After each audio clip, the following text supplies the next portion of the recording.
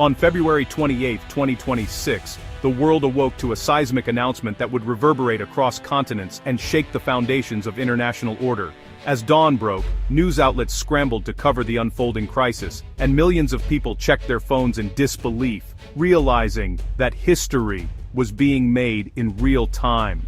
President Donald Trump, standing at the White House podium, declared that the United States had launched major combat operations against Iran. The world watched as images of American military might, jets roaring into the sky, troops mobilizing, flashed across screens, signaling the start of a new and uncertain era. In a somber televised address, Trump described the campaign as a massive ongoing effort designed to fundamentally reshape the Middle East's military balance. He spoke with gravity, emphasizing the scale and seriousness of the operation, and made it clear that this was not a limited strike, but the beginning of a sustained campaign. Citing persistent Iranian threats, Trump framed the strikes as essential for global security and the protection of American interests. Military analysts quickly weighed in, highlighting the risks of escalation and the potential for a wider regional conflict. Trump's message to the Iranian people was stark and direct. He urged them to stay indoors, assuring them that the operation was not aimed at ordinary citizens but at the regime's leadership and military infrastructure. Across Tehran, families huddled around televisions, anxiously awaiting updates as curfews emptied the streets. In a move that stunned many, Trump even called on Iranians to prepare to take over your government after the strikes, suggesting that the U.S. hoped for a popular uprising in the aftermath of the assault. The message sent shockwaves through Iranian society, fueling both fear and defiance. This marked a dramatic escalation after years of mounting tensions. Sanctions, proxy conflicts, and heated rhetoric had defined the relationship between Washington and Tehran. Now, the simmering hostilities had erupted into open warfare, with consequences that would ripple far beyond the region. The move from words and threats to direct military confrontation signaled a profound shift, one with global implications. International leaders scrambled to convene emergency meetings, while military analysts warned of unpredictable fallout. The buildup had been unmistakable: military deployments, diplomatic warnings, and the hurried evacuation of embassy staff all pointed to this moment. For weeks, intelligence agencies had tracked movements on both sides, but few expected the conflict to erupt so suddenly and decisively. Now, as the United Nations Security Council convenes in emergency session, and anxious crowds gather around screens worldwide, the world holds its breath. A new, dangerous chapter in global history has begun, and its outcome remains uncertain. The operation's primary goals are clear: dismantle Iran's missile network and cripple its naval power. U.S. strikes are targeting missile launch sites, production facilities, and storage depots, aiming to neutralize Iran's ability to threaten American bases and allies.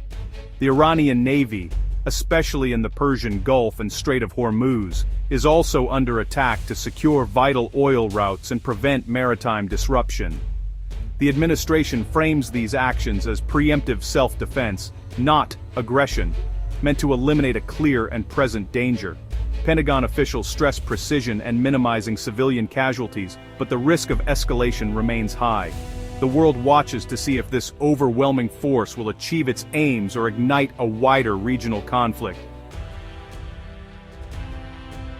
The path to war was paved by failed diplomacy. In the weeks before the strikes, negotiators scrambled to revive talks over Iran's nuclear program, but mistrust ran deep. Iran insisted on its right to peaceful nuclear activities. The U.S. demanded stricter oversight and a halt to enrichment. President Trump's public dissatisfaction signaled the end of patience, and mixed messages left diplomats uncertain if war was imminent or a bargaining tactic. The International Atomic Energy Agency struggled to verify Iran's claims, fueling suspicion in Washington. With transparency gone and trust shattered, the White House saw negotiations as a stalling tactic. Military force replaced diplomacy, ushering in a perilous new phase. The U.S. is not acting alone. Israel is a key partner in the strikes. Prime Minister Netanyahu confirmed Israel's active participation, calling the operation essential for national survival and to prevent a nuclear-armed Iran. Israel's involvement marks a major escalation, shifting from covert actions to overt military intervention. The US-Israel alliance, built on decades of cooperation, intensified in the lead-up to the strikes, with high-level coordination on regional security. Joint operations pool intelligence and resources, increasing the effectiveness of attacks on fortified Iranian targets. Israel's participation transforms the conflict into a broader regional war, raising the risk of retaliation from Iran and its proxies. Netanyahu acknowledged the danger but insisted the threat from Iran outweighed the risks. For Israel, this is a fight for survival. The strikes followed months of visible military buildup in the Middle East. The US deployed carriers, fighter jets, and missile defenses, signaling readiness for major conflict. As tensions rose, governments issued urgent warnings, evacuating embassy staff, and urging citizens to leave Israel and Iran. Airlines suspended flights, and travel bans underscored the looming danger. Daily life in the region shifted as civilians scrambled for safety and the skies emptied of commercial planes. These preparations made clear that war was imminent. The military deployments showed resolve. The evacuations highlighted the threat to civilians. The world watched as the region crossed from tense peace to open warfare. The US-Israeli strikes on Iran have split the world. Allies like the UK and Australia offered cautious support, blaming Iran for provoking the crisis and urging restraint. Russia and China condemned the attacks as reckless and illegal, warning of humanitarian disaster and regional chaos. The United Nations called for immediate de-escalation, but deep divisions in the Security Council make unified action unlikely. Middle Eastern nations are anxious, some quietly support the strikes, others fear retaliation and regional spillover. Calls for restraint compete with fears of being drawn into a wider war. The world is on edge as the conflict unfolds.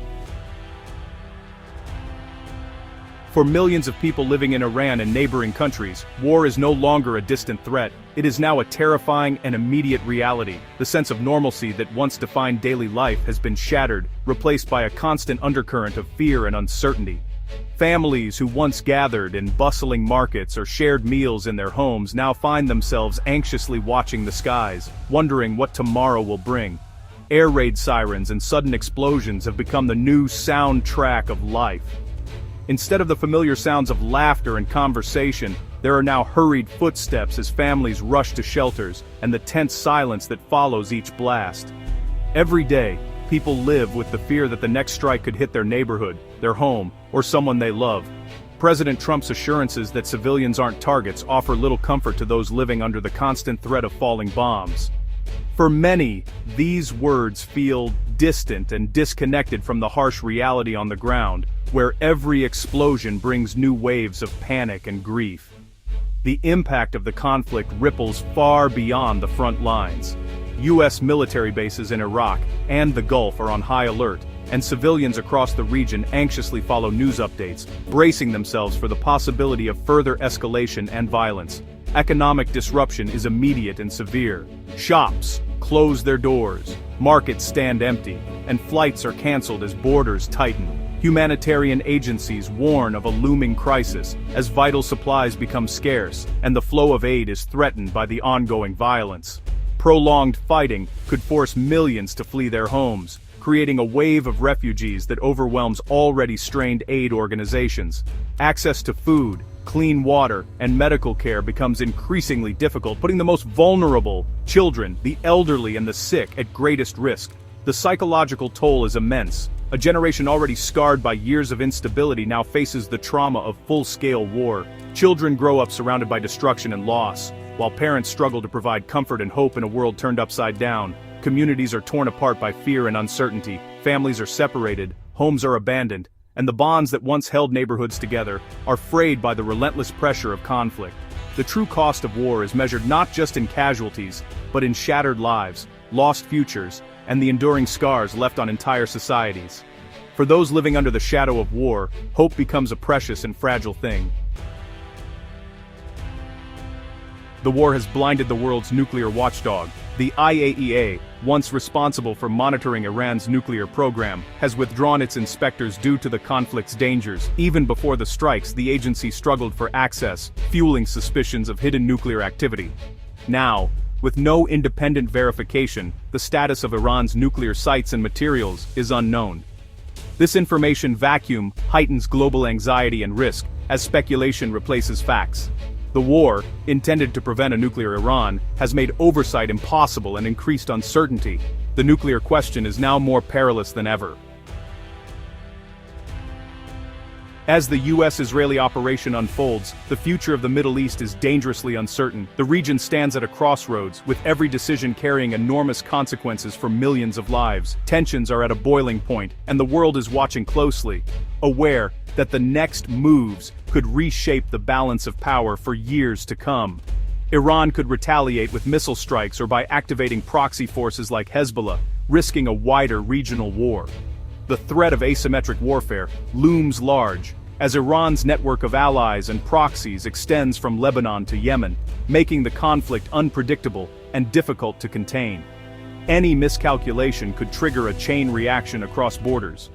Attacks on Israel or US bases could escalate the conflict, drawing in Gulf states and threatening global oil supplies.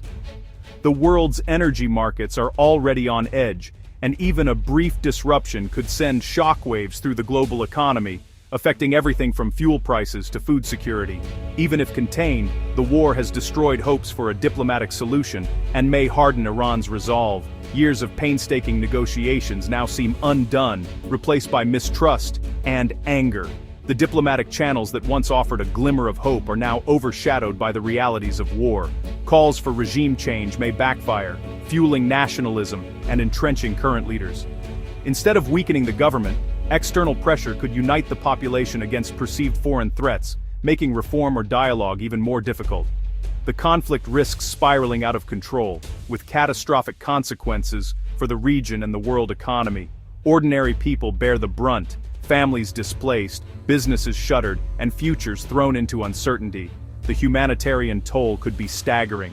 The stated goals, security and a non-nuclear Iran, now seem further away than ever. Instead, the specter of nuclear proliferation and long-term instability haunts the region, raising fears of an arms race and further escalation.